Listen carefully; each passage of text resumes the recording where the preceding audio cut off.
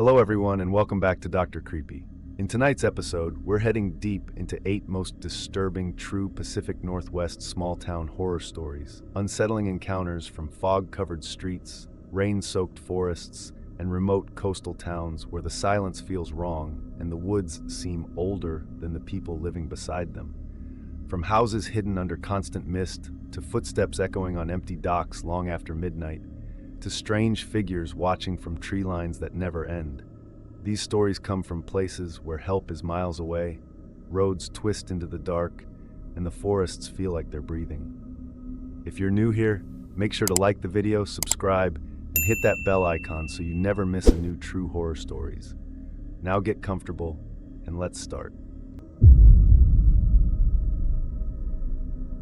I first heard about the town from a trucker named Nolan, a guy I had only met because we ended up sitting next to each other at a bar just outside Aberdeen.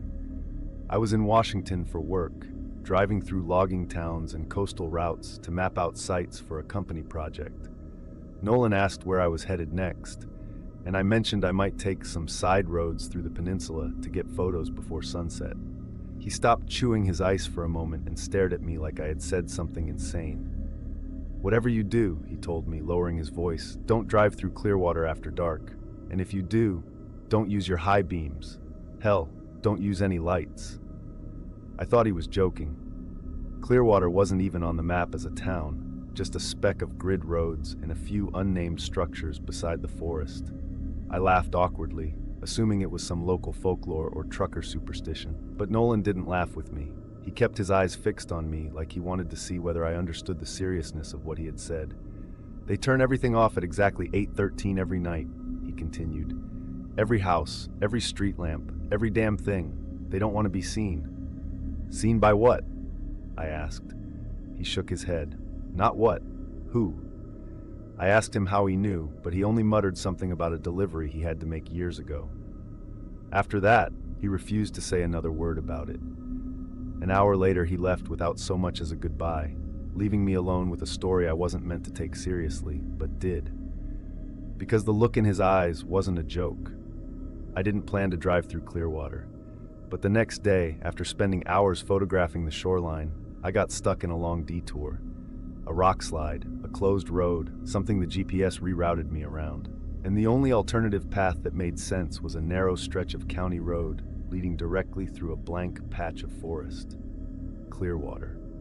By the time I realized it, I was already halfway there, and turning around would have cost me more than an hour of driving.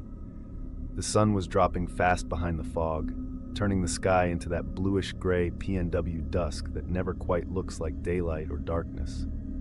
As soon as my tires left the paved highway, the world felt quieter, like I had driven into a pocket of the world where sound didn't behave normally. No wind, no birds, no distant traffic, and the forest pressed in from both sides, not gradually but all at once, like I had passed through an invisible threshold. About 15 minutes in, I finally noticed the first house. It stood alone, with moss climbing up its siding and a single porch light glowing faintly through the fog.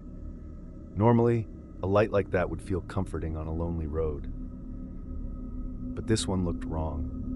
It flickered the way old bulbs do when they're about to burn out, but something about it felt intentional. Not like a dying bulb, but like someone was watching it, waiting for the moment to turn it off. I slowed down, mostly because I wasn't sure if I was even in the right place. The GPS had lost its signal 20 minutes earlier, and the map had frozen on a blank white screen. Just then, a man stepped onto the porch. I wasn't close enough to see his face clearly, but he was tall and standing very straight, almost too straight, like someone holding themselves rigid on purpose. He didn't wave. He didn't look confused or curious about my approaching car. He just stared, directly at my headlights. I lifted my foot off the gas, unsure if I should stop or keep going, and as soon as I hesitated, the man reached up toward the porch light. He didn't touch it. He hovered his hand near it as if waiting for something. His eyes never left my car. I pressed the pedal and drove on, convinced he was just some local who didn't like outsiders. But the longer I drove, the more houses I saw, scattered far apart at first, then clustered together. Each one had a dim, flickering light outside, and each one had someone standing in front of it, watching the road, watching me. Every face was angled the same way, toward the headlights, toward the brightness cutting through the mist. The people didn't speak. They didn't move. They didn't even shift their weight.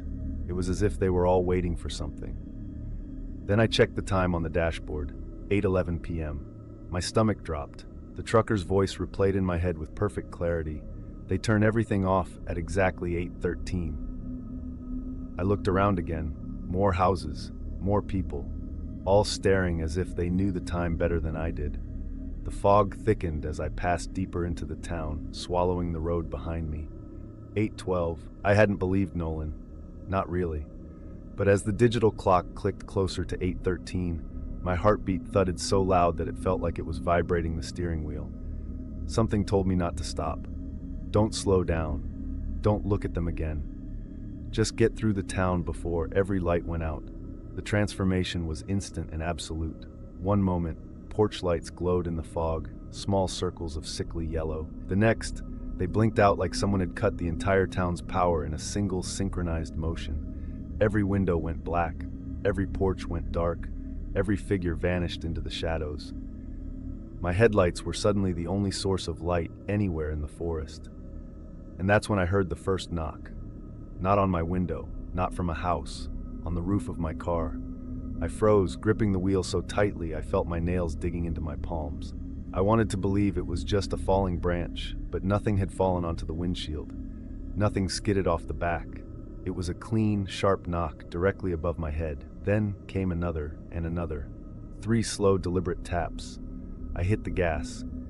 The car jerked forward and gravel spit from the tires. But as I accelerated, the knocks followed, moving across the roof toward the back of the vehicle.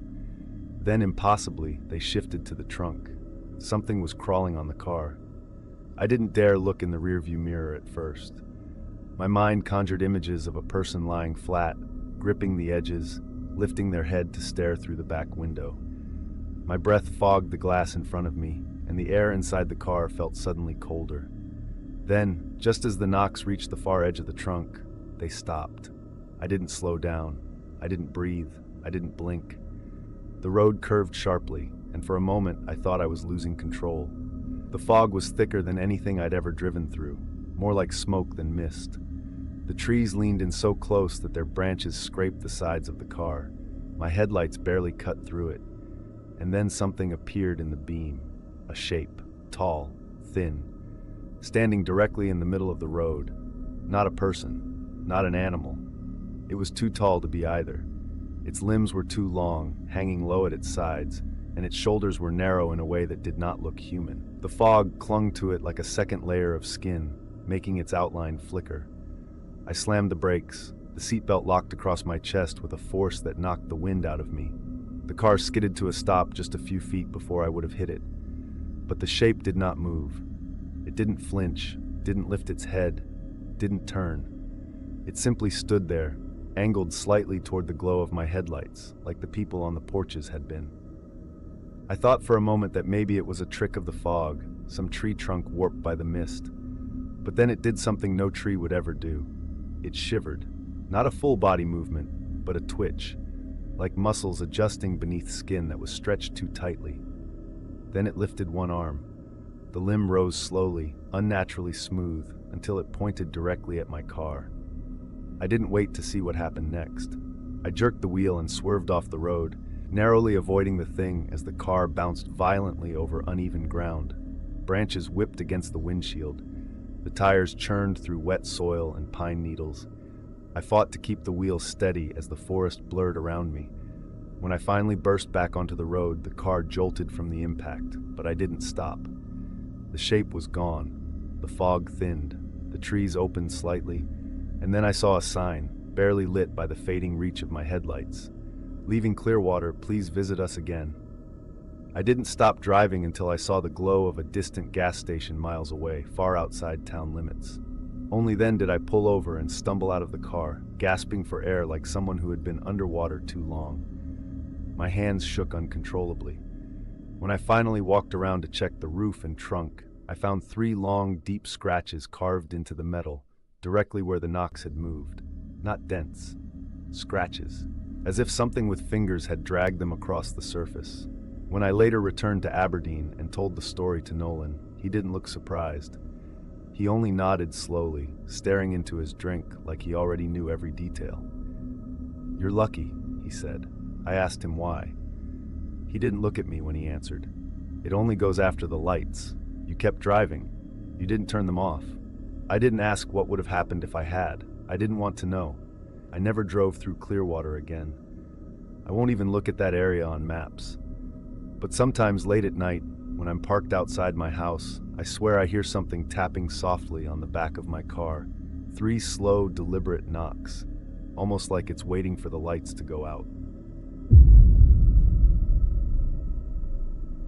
I've worked in forest surveying for close to 8 years now, long enough to know the smell of cedar sap before the tree even comes into view, long enough to recognize the sound a black bear makes moving through underbrush versus the lighter, sharper rhythm of a deer. I've driven on more logging roads than I can count, old ones, closed ones, dangerous ones, roads so overgrown they barely existed anymore. And until last fall, I thought there was nothing left in the Northwest that could really surprise me. Then I found the road in Clearwater County. Not the same Clearwater from the other story, not even close. This one was deep inland, tucked between the Cascades, where the towns are small and the forests stretch so far they might as well be endless.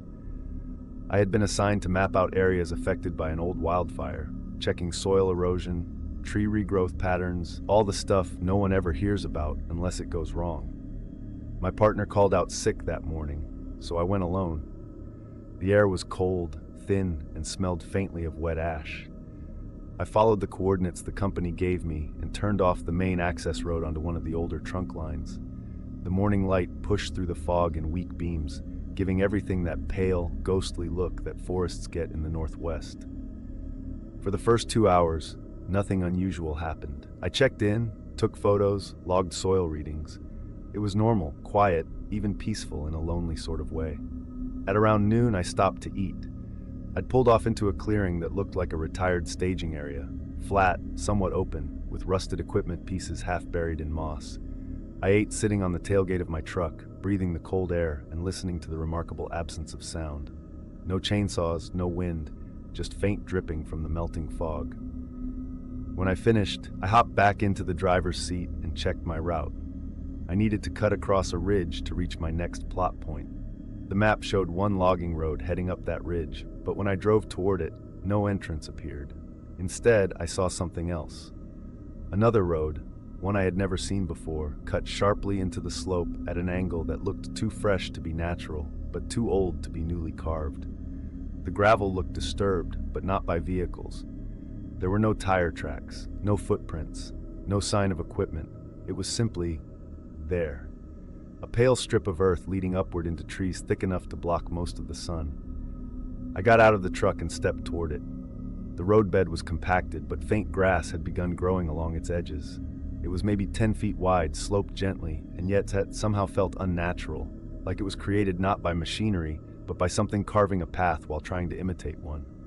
My GPS didn't show it. My map didn't show it. Even the satellite overlay didn't show it. And that bothered me enough that I should have left it alone. But when you do fieldwork long enough, strange roads become temptations more than warnings. My brain immediately rationalized it. Maybe it was a temporary cut-in, or maybe an old line that was decommissioned and forgotten. The forest hides things fast. Still, something felt off.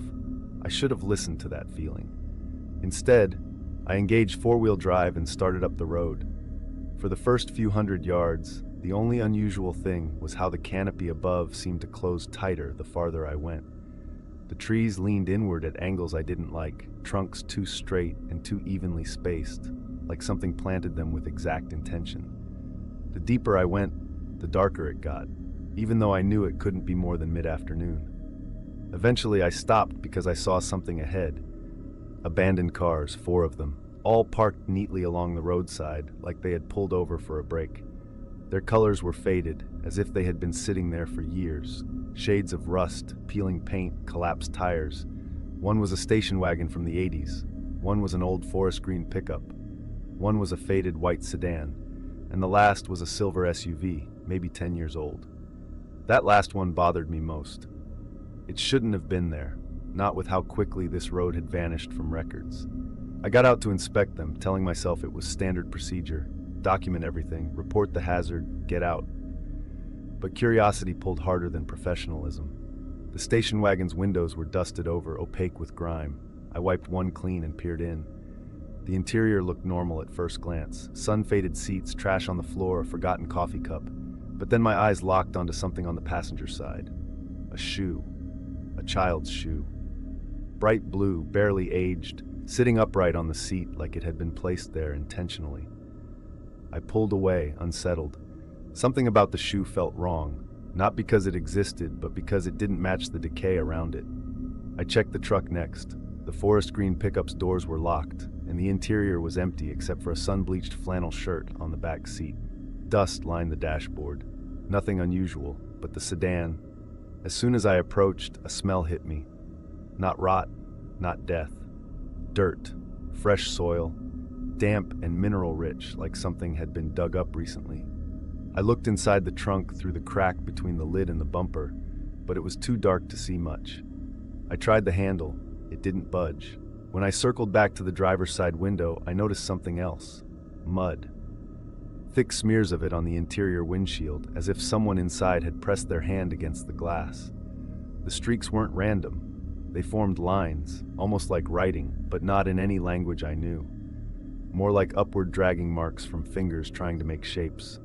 I stepped back sharply, my breath fogging in the cold air. My heart started beating faster. I didn't know why, but everything in me suddenly wanted to leave. Then I remembered the SUV. It was newer, possibly belonging to someone who vanished recently. That was enough reason to check. I approached cautiously. The driver's door had a dent where something had hit it. Hard. Not a collision, more like a blunt strike from something heavy, judging by the way the metal inwardly folded. The windows were dark, but when I cupped my hands and looked inside, I saw the back seat first. There were impressions in the upholstery, deep ones, as if knees had sunk into them. Not just one, several. Too many to be one person. The hair on my arms lifted. I slowly shifted my gaze to the driver's seat. Empty. Then to the passenger seat. Also empty. But the dashboard, that made my mouth go dry. Across the glove compartment, in the dust that had collected there, someone had written a single word with their finger.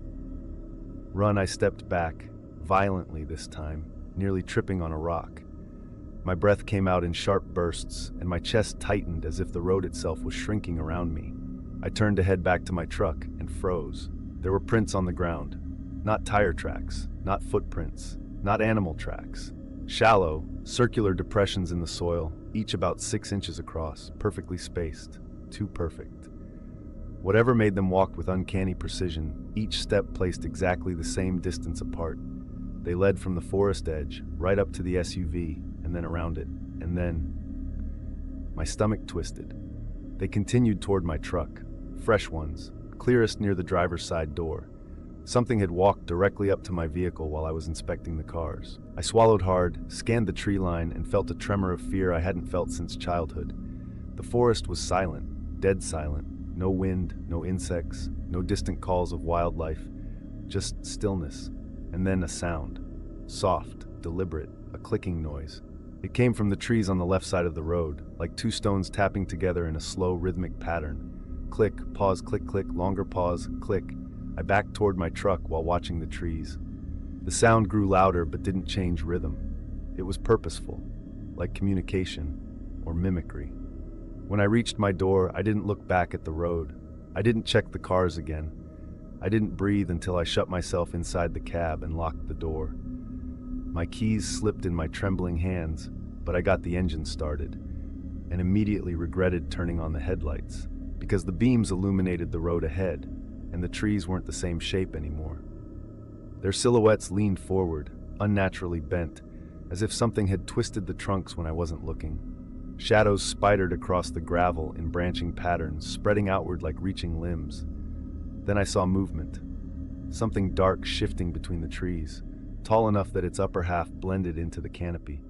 I couldn't see a face, couldn't see arms, just a mass with joints that bent the wrong way, angling toward the road. Toward me. The clicking stopped. The forest held its breath. I slammed the truck into reverse, tires spinning before catching traction.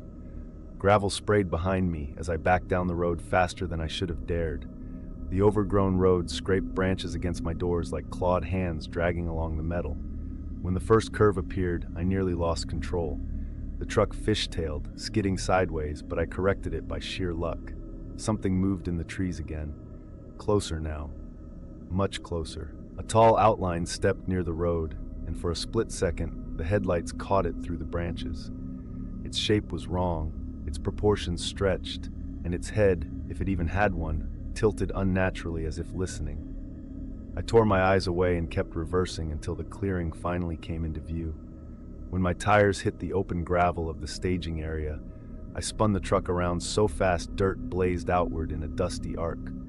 I pushed the accelerator to the floor. I didn't look in the mirrors. I didn't slow down. I didn't even check my coordinates until I was nearly back on the main access road. Only then did I feel safe enough to breathe. I drove straight back to town, reported unstable terrain to the company, and refused to return alone. 2 days later, when they sent a team to locate the mystery road, it wasn't there. Not hidden, not overgrown, gone. As if the forest had never been disturbed. But I know what I saw. I know what walked around my truck. And every now and then, when I close my eyes at night, I hear the same clicking sound from somewhere outside my house. Soft, slow, patient, like it's waiting for the moment the forest calls me back. I moved to the town of Coldwater Ridge because I thought the quiet would be good for me.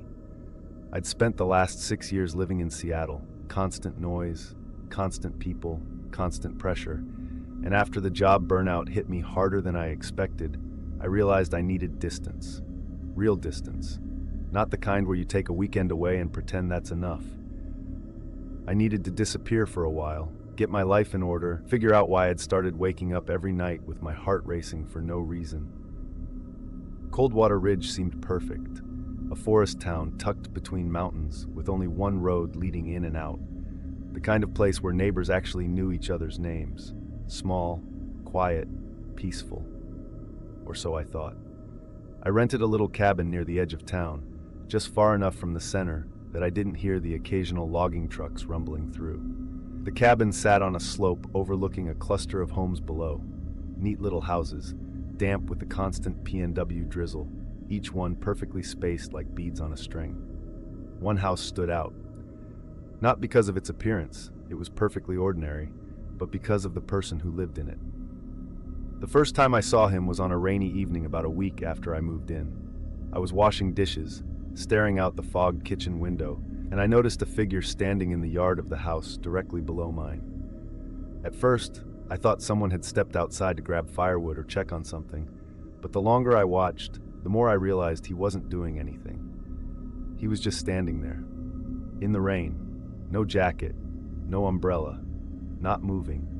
The rain came down hard, Pacific Northwest rain, the relentless kind that soaks through anything in minutes, but he didn't flinch.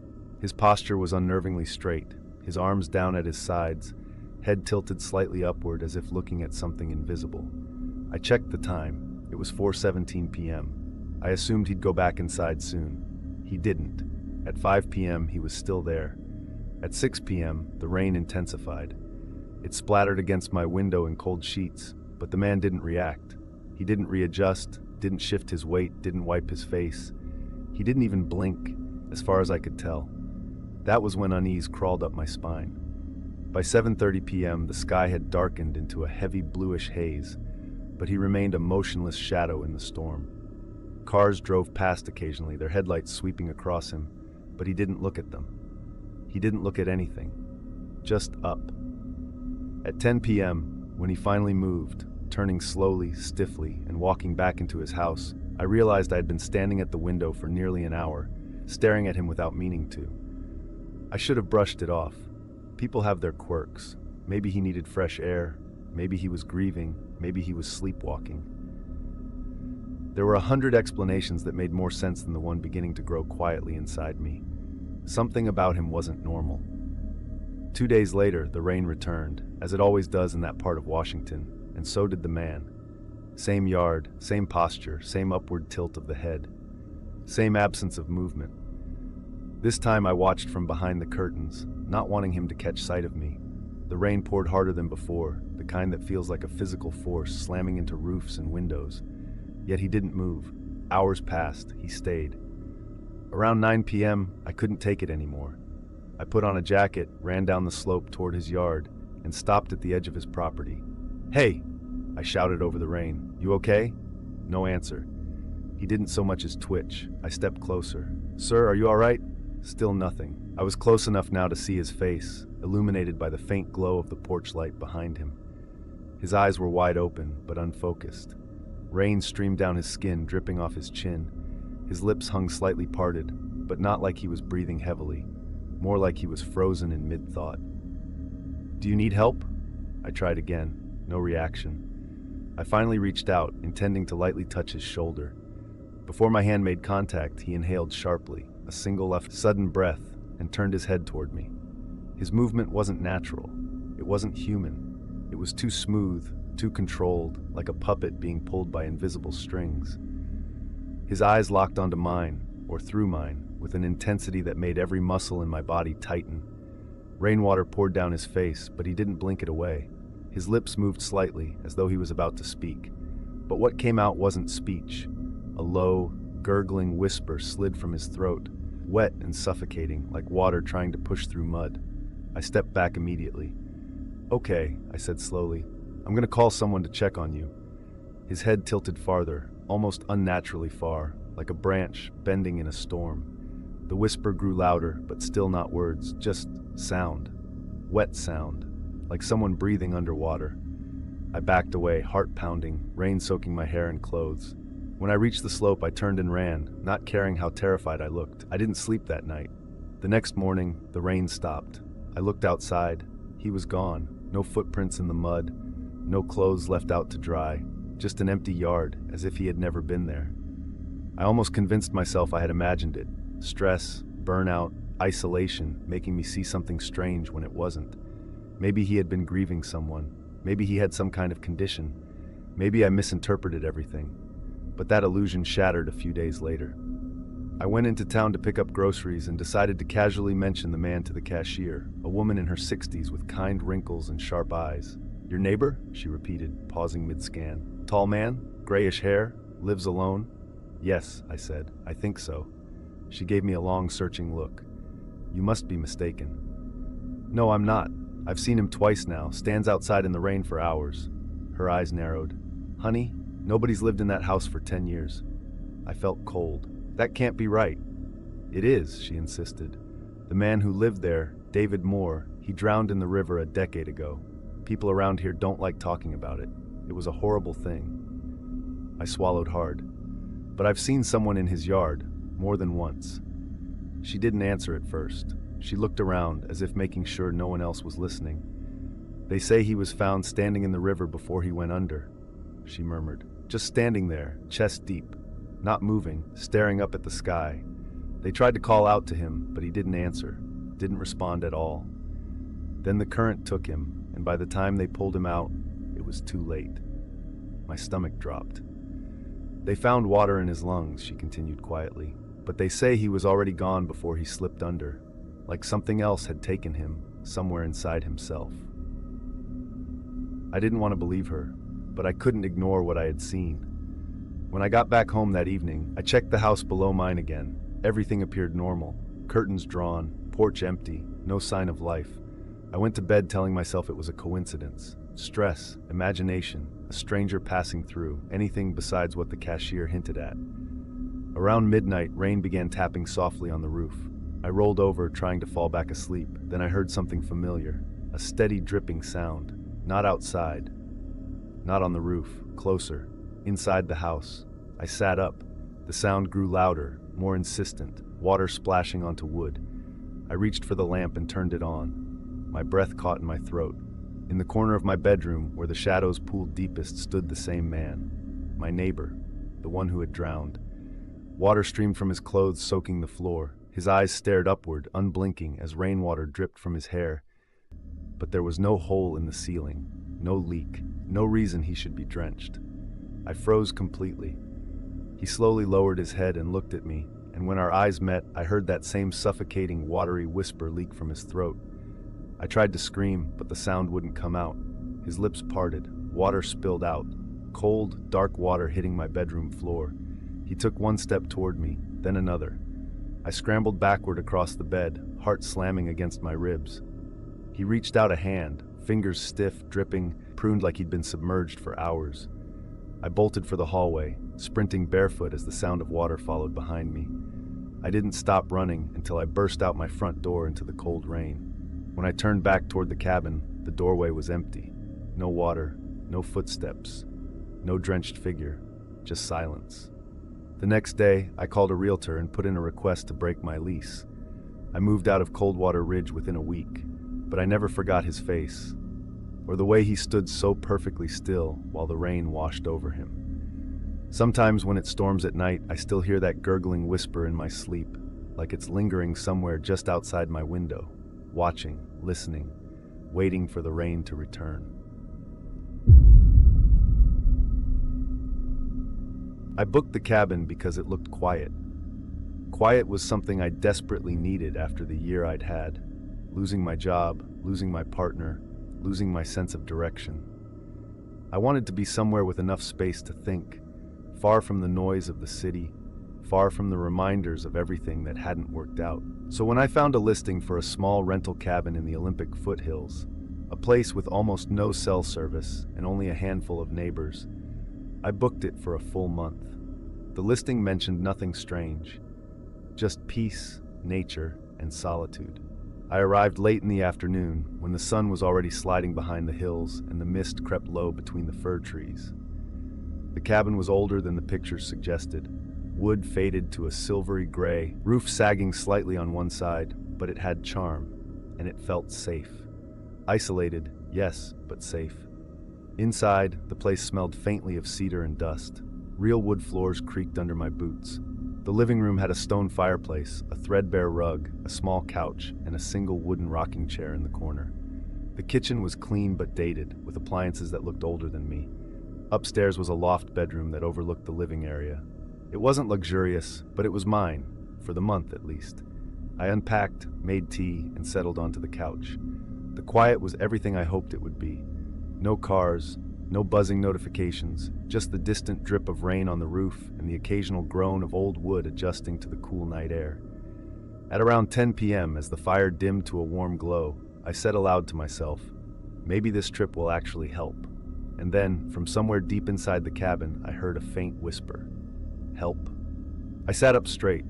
The sound was soft, barely audible, but unmistakable. It wasn't a settling sound of the house, or the wind, or the crackle of dying embers. It sounded like a word, echoing me. I held my breath, listening. Silence. I waited another minute. Nothing happened. Eventually, I convinced myself I had misheard something. Maybe the fire popping, maybe the wind slipping through cracks. I forced myself to relax. I was wound up from stress, that's all. But after I went to bed in the loft and turned off the light, I heard it again, this time clearer. When I whispered good night, the cabin answered, night. Soft, far away, but undeniably a voice. I turned on the bedside lamp immediately, heart pounding. I looked down over the loft railing. Everything below was dark and still. The fire had died. The shadows were deep. The rocking chair sat motionless in the corner. I told myself I was exhausted, hearing things, imagining echoes. I left the light on and eventually fell asleep. The next morning, nothing strange happened. Birds chirped outside. The sun filtered through the branches. I felt calmer, embarrassed even that the cabin's creaks had made me nervous. I spent most of the day hiking the trail behind the property. The forest was beautiful, ferns thick as blankets, moss covering the fallen logs, sunlight cutting through the canopy in pale green beams. I stayed out longer than planned, not eager to return to the silence of the cabin. When I finally came back around 5 p.m., I noticed something strange. The front door was slightly open, just an inch. I froze on the porch. I knew I had shut it that morning, not locked, but shut. I distinctly remembered hearing it click. I slowly pushed it open, heart pounding in my ears. No one was inside. Nothing looked disturbed, nothing missing. I checked the windows, all locked from the inside. I checked the cabinets, the closets under the bed, nothing. No footprints except mine. I told myself the wind must have done it, though I didn't truly believe that. Still, there was no proof of anything else, so I tried to focus on making dinner. It wasn't until after dark that the cabin spoke again. I was sitting at the table eating canned soup, when without thinking, I muttered, "I should really get my life together." A moment later, from the far corner of the room, came a soft whisper, "Together." This time the voice was clearer, closer, not behind the walls. Inside the cabin, I slowly set my spoon down. "Is someone there?" I called softly. Silence. I stood and walked toward the corner where the sound had come from. It was near the fireplace, the section of the wall where the old stones met the wooden paneling. Shadows from the fire danced over the surface. I leaned closer. Nothing. When I backed away, the rocking chair creaked behind me. I spun around. The chair was moving. Barely. Just an inch of sway, but it was unmistakably rocking. I didn't go near it. Instead, I stepped back toward the kitchen, phone in hand, even though I had no signal. My heart was beating hard enough, I felt lightheaded. "Stop," I whispered, not even meaning to speak aloud. From the corner came the reply, "Stop." Something in the voice was wrong. It wasn't quite human. It held a kind of hollow resonance, like it wasn't speaking but replaying. I grabbed my coat, ready to leave the cabin and drive back to town. I didn't care that it was dark. I didn't care that the road was narrow and winding, I just needed out. But when I reached the door, before I could touch the handle, the cabin spoke again. This time, in a voice that didn't echo mine. It wasn't a replay. It was a response. "Don't go." My blood went cold. I backed away from the door slowly, eyes scanning every corner of the room. The sound hadn't come from the walls this time. It had come from upstairs, the loft. I grabbed the nearest object for protection, a fire poker, and crept toward the staircase. Step by step, the wooden railing creaked beneath my grip. Halfway up, I heard breathing. Soft, steady, wet somehow, like someone breathing with a mouthful of water. I reached the top of the stairs and froze. Someone was lying in my bed. The silhouette was unmistakable, a human shape under the blankets, head resting where my pillow should have been. The breath hitched in my throat. "What are you?" I whispered. The figure shifted beneath the covers. Then a voice, impossibly distorted, thick like it was coming from deep inside a cave, whispered, "You left the door open." I strangled a scream and turned to run, nearly tripping down the stairs. I grabbed my keys, flew out of the cabin barefoot, and sprinted through the cold night toward my car. The forest loomed around me, branches clawing at my clothes as I shoved myself inside the driver's seat. When I slammed the door shut, something slammed into the porch behind me. Hard. I didn't look. I didn't breathe. I just started the engine and tore down the dirt road, gravel spitting behind me. I didn't stop until I reached the highway and saw the lights of the next town. I booked a motel room and locked the door twice. But even miles away, even with walls around me and lights on, I couldn't stop remembering the voice in the cabin. Not the echo. Not the mimicry. The original voice that didn't belong to me. The voice that had whispered, "Don't go." The next morning, I returned with the property owner and 2 deputies. I refused to enter first, insisting they go ahead. They found nothing. No footprints, no signs of forced entry, no blankets disturbed. But when one of the deputies checked the loft, he stopped abruptly. Then he called us up. On the pillow, my pillow, was an imprint, a head-shaped indentation. Deep, fresh, as if someone had been lying there minutes before we arrived. The cabin owner offered me a refund for the month and apologized repeatedly, insisting the place had never had issues before. I didn't take the refund. I didn't care. I just wanted to forget the sound of that voice. It's been 8 months since then, and I still wake up sometimes to faint echoes in my apartment, whispers that repeat the last thing I said out loud. I tell myself it's just memory, trauma. But sometimes the echo comes before I speak, like it's waiting, listening, answering questions I haven't asked yet. I took the job in Astoria because I needed a reset. My life in Portland had fallen apart fast.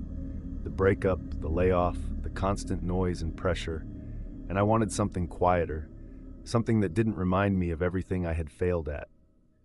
When I saw a posting for a maintenance and inspection assistant at a small marina on the northern Oregon coast, I applied without thinking I'd get it.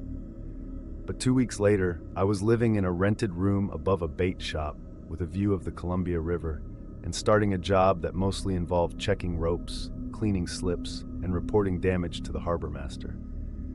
For the first few weeks, the job was exactly what I hoped for: quiet, repetitive, peaceful. I spent my days walking the docks, breathing in sea air, listening to gulls, and pretending the rest of the world didn't exist. But everything changed the morning I noticed the hole under Dock 3. It was low tide, and the mudflats stretched far out beneath the pilings.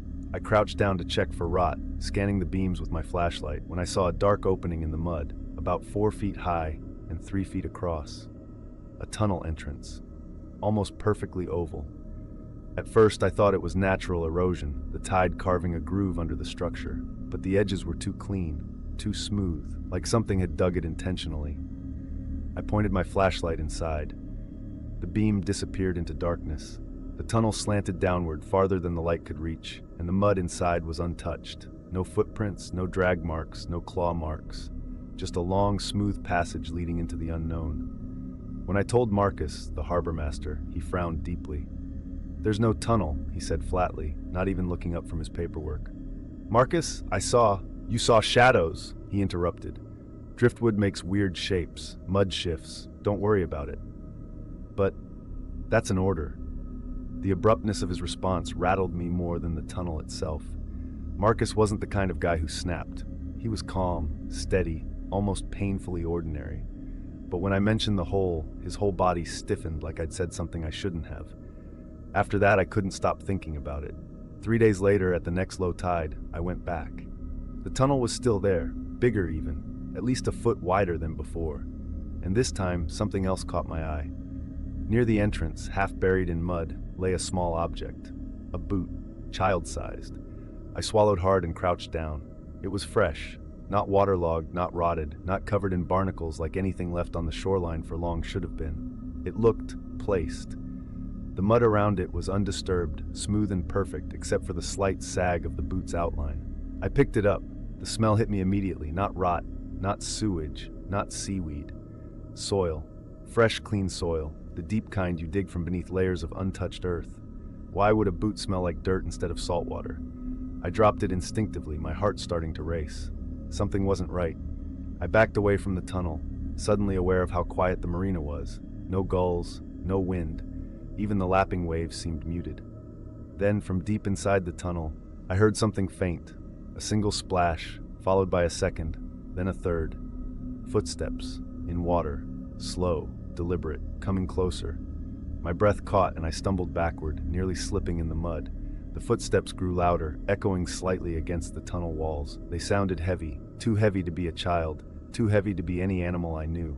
Then they stopped, right at the edge of my flashlight's beam. I raised the light, barely daring to breathe. Something moved just out of view. I didn't stay long enough to see what. I ran back to the marina office, heart pounding in my ears, and burst through the door. Marcus looked up sharply. "I heard something in that tunnel," I gasped. "There's someone down there, or something, and we need to call." "Stop!" His voice cracked like a whip. I froze. Marcus stood slowly, his expression drained of color. "You didn't go in," he said, more a plea than a question. "No," I answered, "but something's in there." He closed his eyes tightly, exhaling like he'd been holding his breath for years. "Jesus," he whispered. "Not again." "Not again?" I repeated. "What does that mean?" He didn't answer. He grabbed his jacket and keys and marched toward the dock. "Show me," he said without turning back.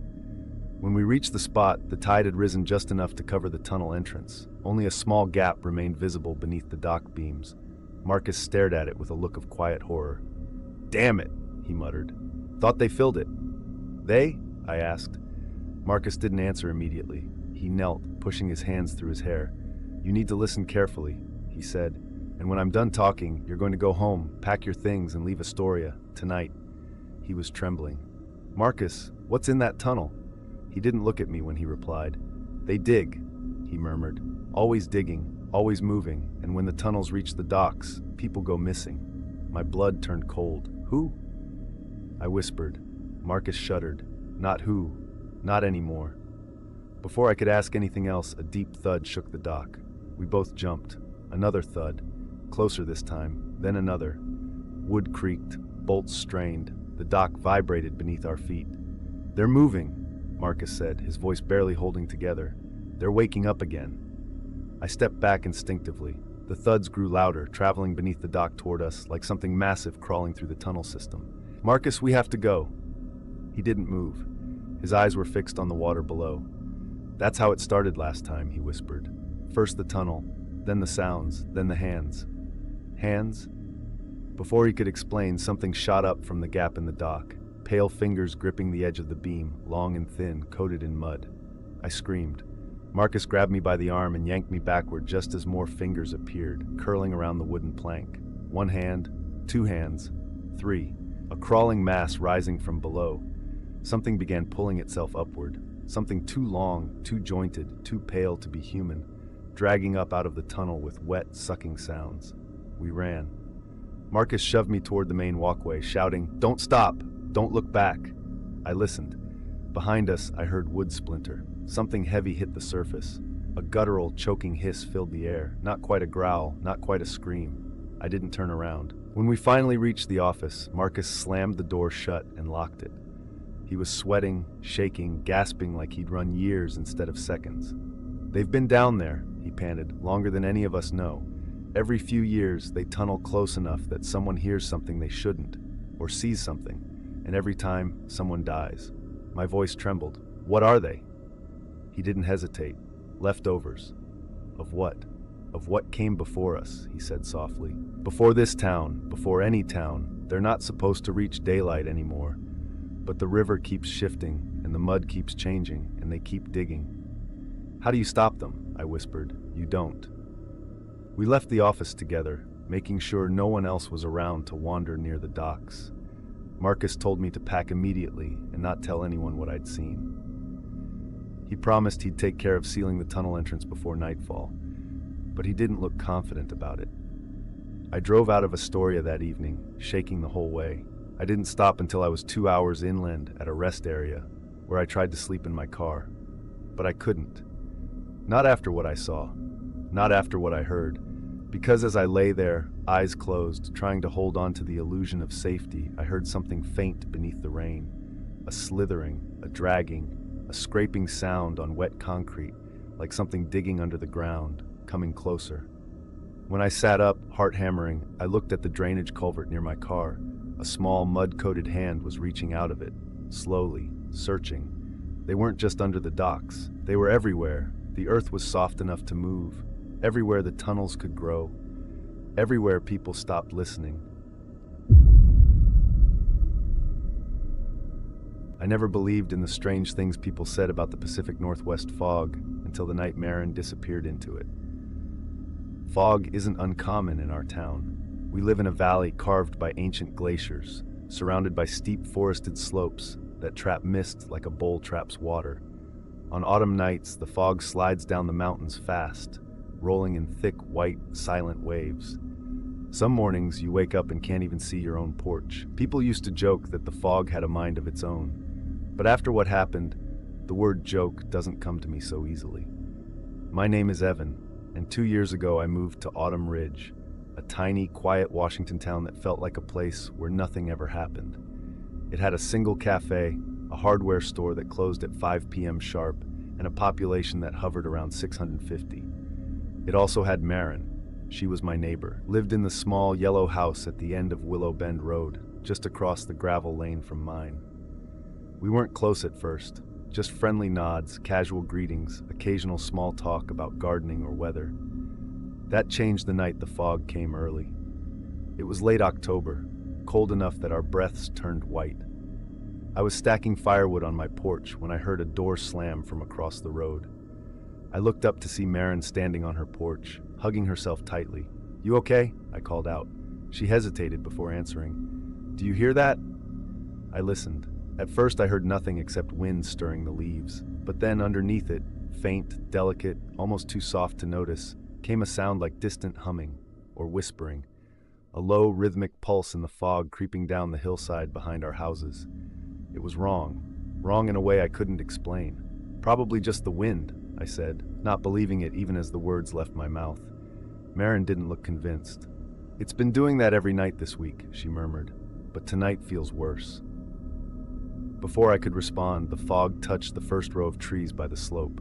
It moved unnaturally fast, sliding between trunks, filling every gap, rising like floodwater. Within minutes, it swallowed half the woods. I should have gone inside, so should she, but neither of us did.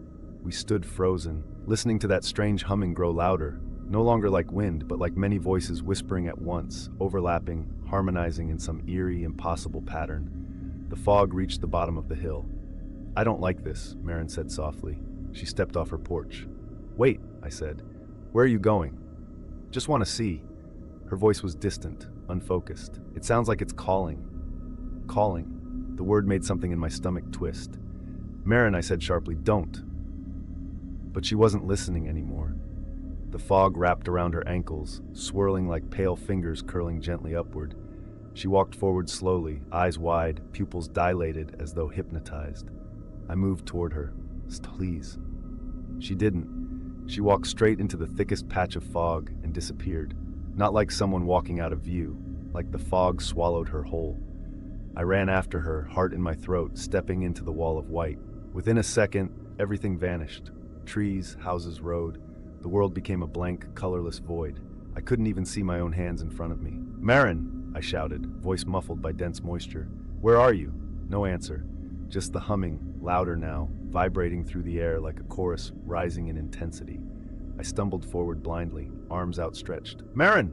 Somewhere ahead, a faint shape moved. "Hey!" I called. "Stop!" The shape drifted left, then right, then dissolved entirely as the fog shifted. I tried to follow it. I tripped on something, a root, a rock, I couldn't tell, and fell onto my hands and knees. Cold mud soaked my jeans. My breathing grew harsh with panic. The humming grew louder, closer, too close. Something brushed past me, a breeze or a presence, and I scrambled backward. Then the humming stopped, not gradually, all at once. The sudden silence rang in my ears. A moment later, something touched my shoulder. I spun around and almost screamed. Marin stood behind me, but something was wrong. Her posture wasn't natural, too rigid, too still. Her arms hung loosely at her sides, fingers curled slightly inward like she was half asleep. Her eyes didn't blink, and her hair, usually tied back, hung straight down, wet and stiff, as if she had emerged from deep water. "Marin?" I whispered. She tilted her head.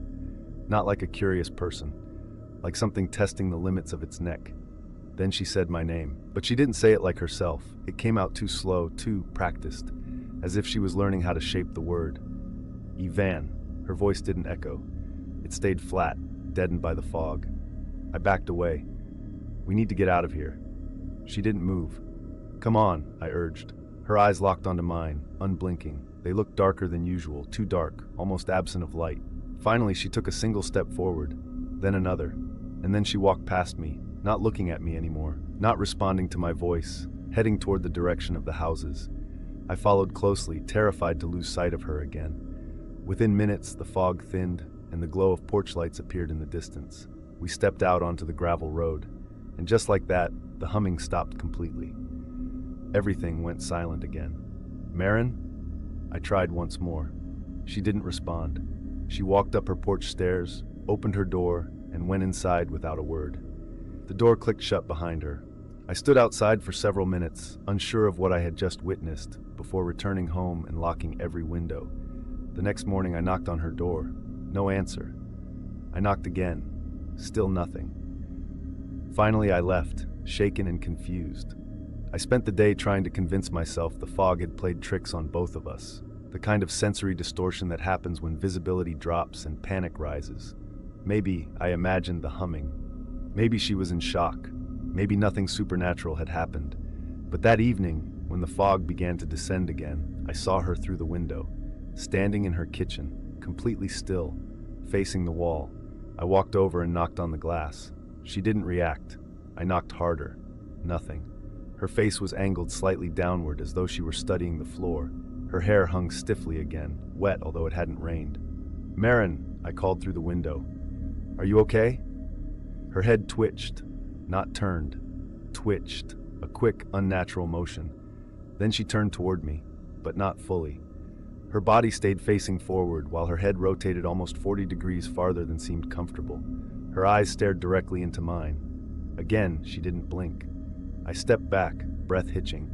She slowly lifted one hand and placed it on the window from the inside. Her nails scraped lightly against the glass. It took every ounce of courage I had to keep from running. I reached out and placed my hand against the window too. She mirrored the motion. Her fingers lined up with mine through the cold pane. "Can you hear me?" I asked softly. Her lips moved, but no sound came out, just a silent shape of words I couldn't decipher. Then her hand slid down the glass, leaving faint streaks of moisture behind. I left immediately. For the next 2 days, I watched her house from my backyard. She only left once, early morning, to walk toward the woods. No jacket, no bag, no expression. I followed her at a distance. She didn't look back, didn't hesitate, didn't slow. She walked straight into the fog again. I stayed at the tree line. This time, the humming didn't wait for full engulfment. It began the moment she crossed into the white wall. The sound rose, layered, rhythmic, almost harmonic. My bones vibrated with it, my skin prickled, and then, impossibly, the fog shifted. It parted just enough for me to see her silhouette inside. But she wasn't alone. Shapes moved around her, tall, thin, bending unnaturally. Not solid, not liquid, something between. They circled her like dancers in a ritual, and she responded, swaying slightly, head tilted, arms loose. I turned and ran. I didn't stop running until I reached the cafe in town, breathless and terrified. I tried to explain it to the owner, but she cut me off. "You need to leave it alone," she said, fear tightening her voice. "You didn't grow up here. You don't know what the fog takes, or what it gives back." "What does that mean?" She shook her head. "Some people come back from it different. The ones who listen, the ones who follow the voices. We don't interfere." I left the cafe shaking. That night, Marin knocked on my door. I froze. She knocked again, 3 times. Soft, even, deliberate. I slowly approached and looked through the peephole. She was standing there in the dark, soaking wet. Behind her, the fog hovered on the road like it was waiting. I didn't open the door. She whispered my name, and this time her voice was almost perfect, almost hers, but not quite.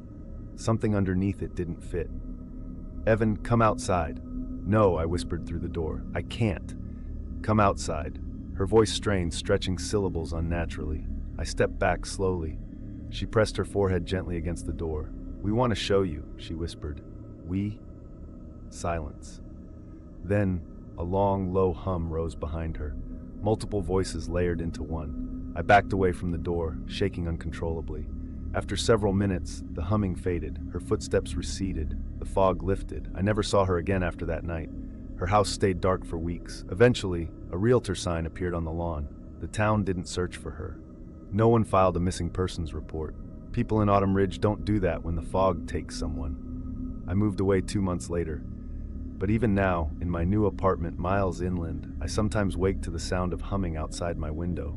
Soft at first, then closer. Like the fog remembers me, like it knows I'm still listening. I've been a park ranger for 9 years, long enough to understand how the forest changes from week to week. Trails shift, animal paths appear and vanish, old logging roads collapse in rainstorms. Forests are living things, always reshaping themselves. But buildings don't just show up. Not here. Not in the North Cascades. Not in the middle of protected wilderness where no construction permits have been issued for decades. That's why I still don't understand what I saw that morning, or what happened after. My name is Aaron. Most of my work involves trail maintenance and backcountry patrols.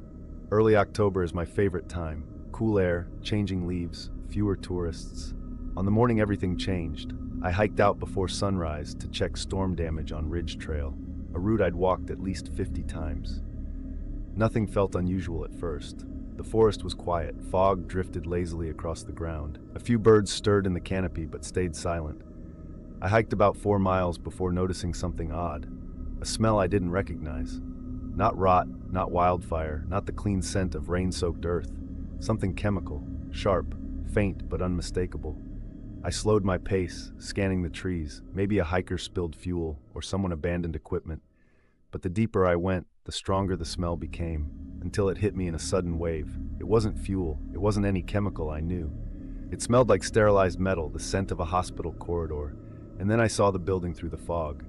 A ranger station, small, square, log walls with a green tin roof, a front porch with a bench, a flagpole, a wooden sign.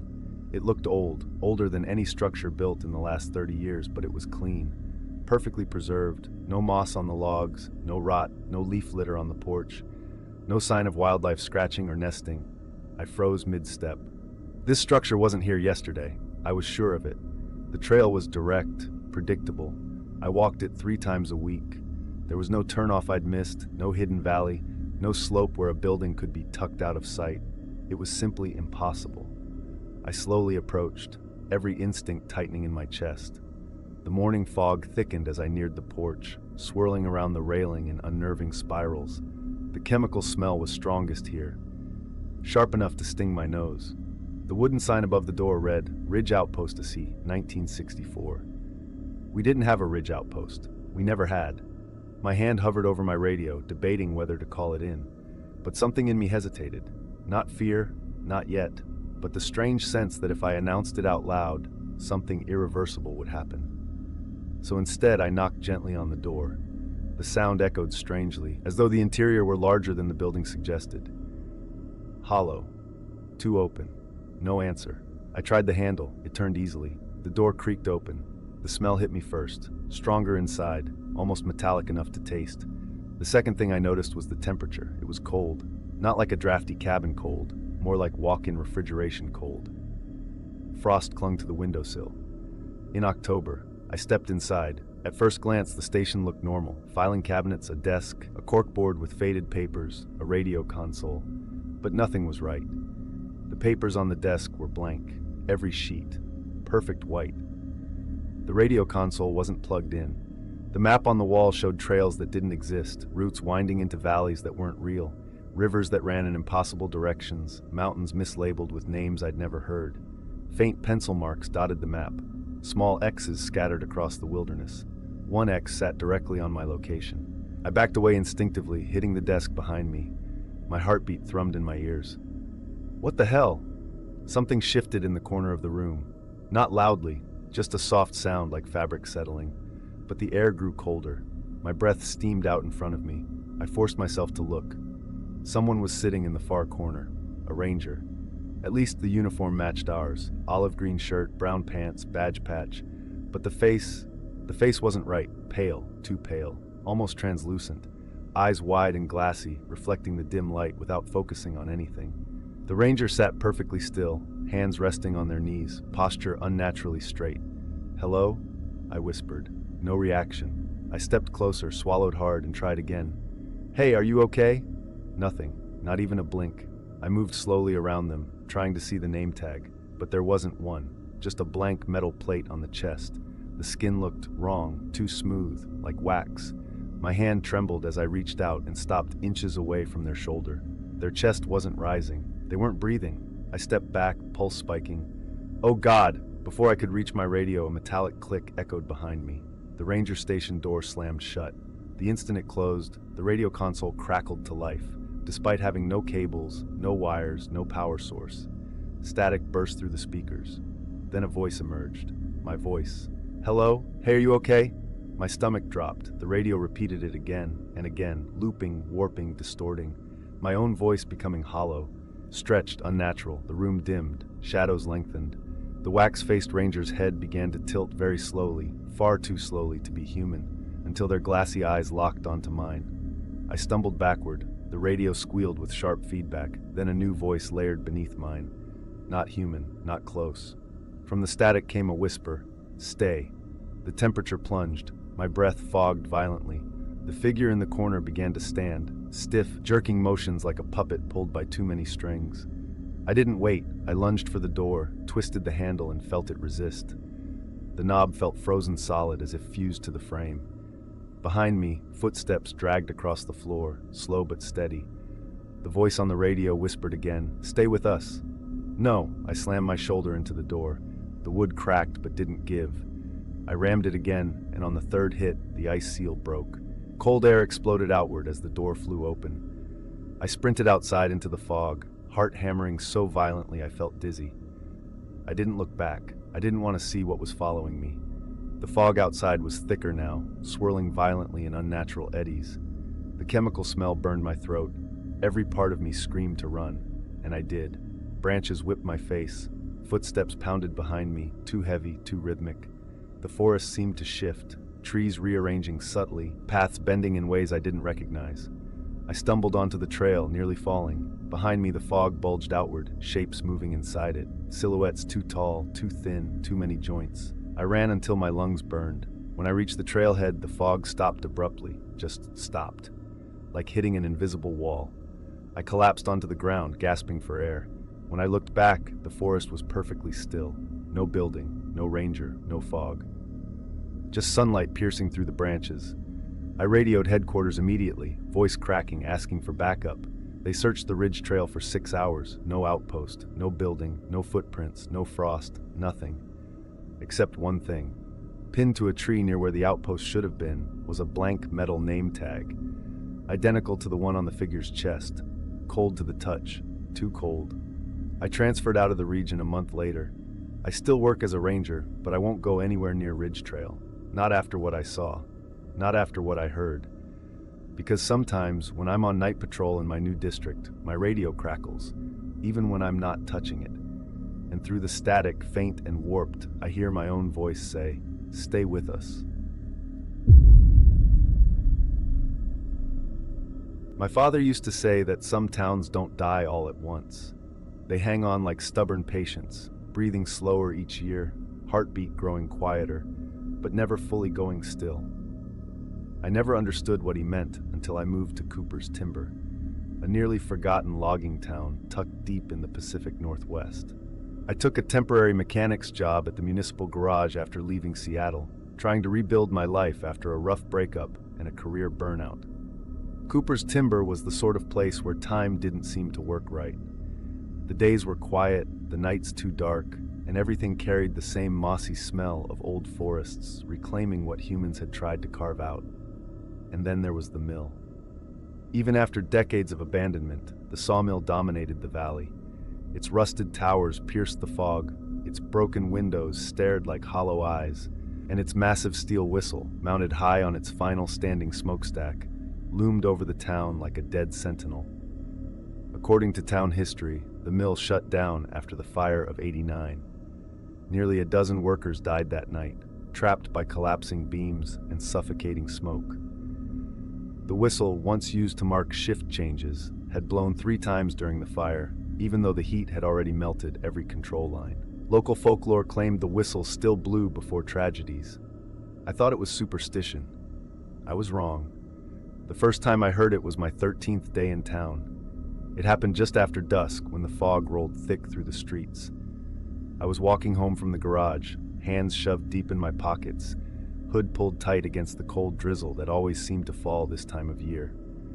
The streets were emptier than usual, lights dim, curtains drawn. A stray dog skulked toward an alley and vanished. And then the sound came, a long, deep blast. It cut through the fog with such force that it vibrated in my chest, the kind of sound that traveled through bone. The mill whistle.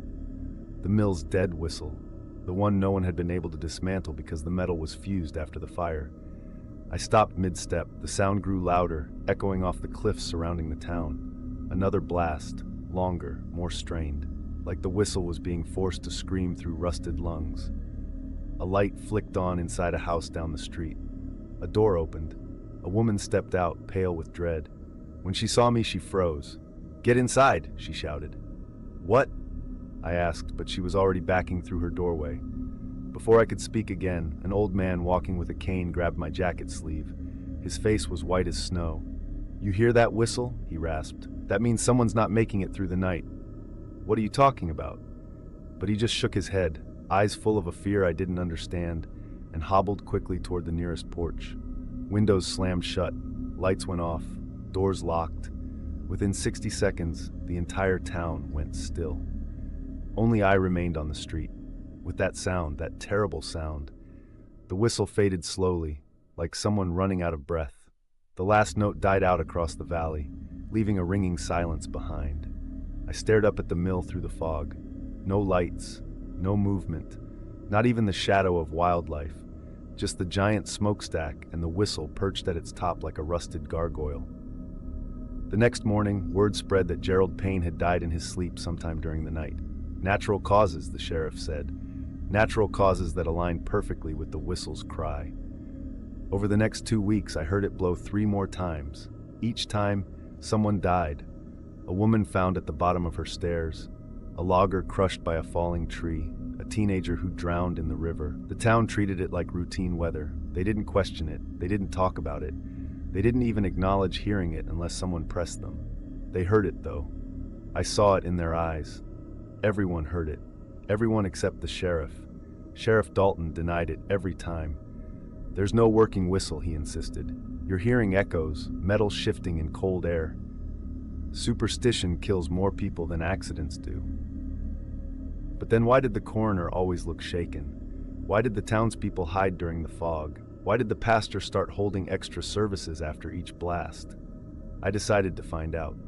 The mill was off limits, a collapsing hazard zone, but that didn't stop me. One evening, after the fog settled thick as wool, I walked there with a flashlight and crowbar tucked in my pack. The path was overgrown and muddy. Blackberry vines clawed at my jeans. Owls hooted in the distance. The smell of wet cedar mixed with the metallic tang of old machinery. As I approached the mill, my breath condensed in a cold, unnatural way.